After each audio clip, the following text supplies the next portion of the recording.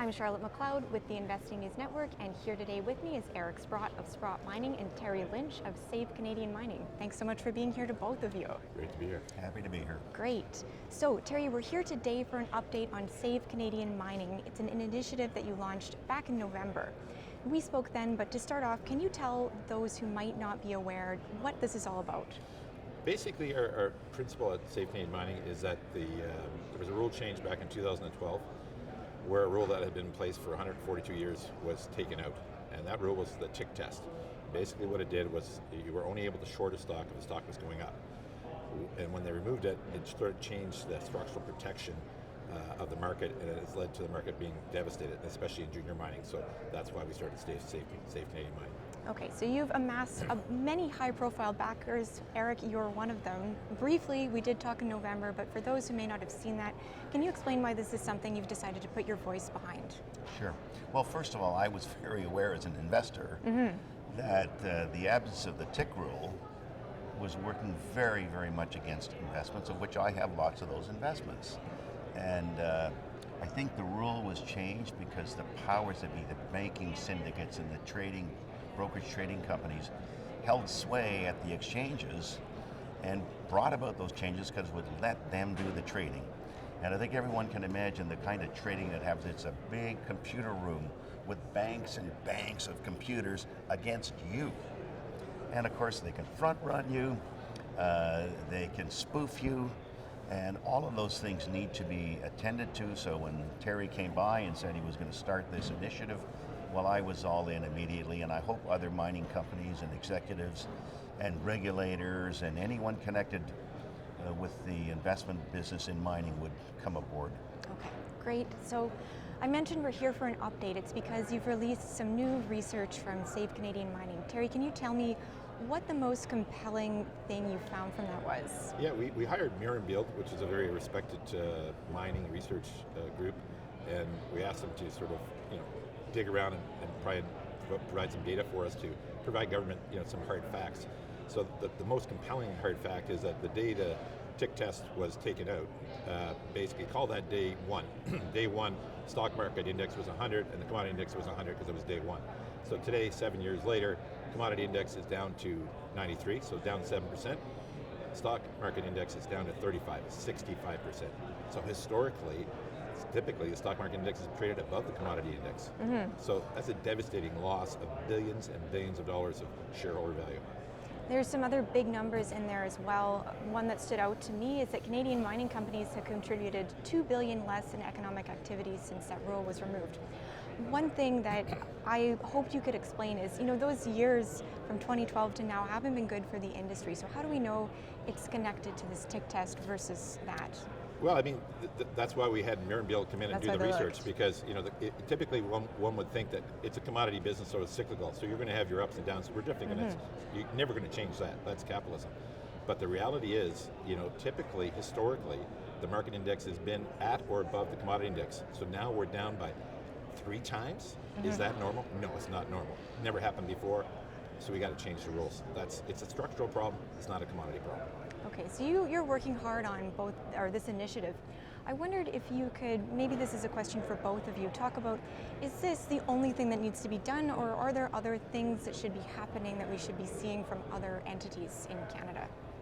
Well, let me start. Okay. Because I sit here and I look at the non-regulators that we have, and there's been so many things that to me are impeding mining. I might even go to something like the 43-101, which is always an understatement of whatever's going on. And of course, they're trying to defend us from BRIEX, even though they didn't defend us from BRIEX when it happened. They're trying to save us from BRIEX now, okay? And of course, the horse is already out of the barn. And of course, now we live with all these very, very difficult rules, which are basically not serving a great purpose. And I'm almost willing to bet that the next fraud they won't notice anyway. Because that's just the history of regulators. They don't seem to want to get as involved as they should, and perhaps not feeling things happening. So between the, as I already mentioned, front running and spoofing, and when you ask Terry the question, you go, why do you see this, and he's done a study, I'm sitting here thinking, man, I've had hands-on experience. I see what happens. I see what happens when stocks go down, straight line in 10 minutes, 15%. Well, nobody in their right mind would sell a stock down 15% in a matter of minutes, except a short seller. That's the only person that would do that. No seller would ever do that. And we see it way, way too often in all the markets. I don't know why the regulators don't get it. Maybe because they never invest wisely. They're probably wisely not investing in the markets that they're regulating because they're poor regulators. So it's a very frustrating situation that we have, and I'm so glad that Terry's taken it upon himself to at least deal with this short sale rule, which is about the most obvious problem. There's some encouraging signs. The Ontario government launched a review of the Ontario Securities Act. It's long overdue. And things like, for example, I know when you settle a trade, when you buy a stock, you're supposed to pay up in 2 days, okay? And then they have this thing called plus 10.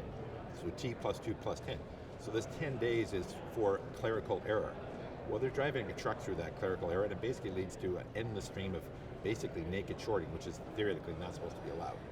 So things like that, we got rules, we're not enforcing them. That's one of the things I think that they need to do a better job of, and I think in this review of the Ontario Securities Act, they're going to get a bunch of these things. Let's hope, because I think finally we got a government that's a bit more business savvy and focused on making some changes. Okay. And you've been speaking, Eric, about the need to help retail investors and make sure that they have a chance in here. Why is that important? Maybe it's an obvious question, but tell me what you think. Well, it seems obvious to me because I remember getting a survey from the TSX, I think it was back in 1973 when the markets were really weak, and they said, well, what do you think we should do to bring the retail guy back in the market? And I said, let them make money. Simple. Who's going to keep sticking their head into this thing when they see the investment they have get pounded for no particular reason, or a good news release comes out and the stock gets pounded, like it happens all the time, okay? Yeah. So, perhaps those people are a lot smarter than I am because I'm in the game still, okay? But we see it all the time. We see it affect our portfolios all the time. Maybe I'm lucky because I can override it with maybe some good moves here or there, but the average guy, I think, is likely to witness the disadvantage that he has and say, okay, no mas, and I'm not coming back in. Okay. Yeah, I agree, and that's the sad really state of affairs. That's why there's so many fewer companies on the exchange too, because people aren't, when you start up a company in junior mining, you're not getting capital from institutions day one, you're getting capital from friends and colleagues, whatever. So now the desire for that capital to get in the early stages is gone. And if you don't have those green shoes to start, the seeds, where do you find your next big discoveries? You got to have those guys. So we need the individual investor back. We got to protect them better. Okay, so just closing out, I want to ask what progress you've made so far. Where are you at? Obviously you have support, you have the data that just came out. Where are you at going forward? So now we're sort of at the ground campaign, sort of got to mount up. Now we need to get more people behind us, more companies, more individuals to put more pressure on the government to follow through. So the good news is we've met with the government, with several ministers, and they've been very favorably predisposed with the information they've received. That's why we went and got Muir and Beald and professional research to do. It's not like Larry Curly and Mo coming up with this. This is somebody that knows what they're doing. So I think we're making the case for the government to actually see. And honestly, on this side, this is a political argument. How can you not win on, right? I mean, you've got who's on the other side of this equation? Short traders that are offshore. They're not even like getting profiteering short traders here in Canada. There might be a few, but generally speaking, 90% of these guys are offshore. So the profits are going offshore. So no taxes. So if you want taxes and you want jobs, get rid of those guys.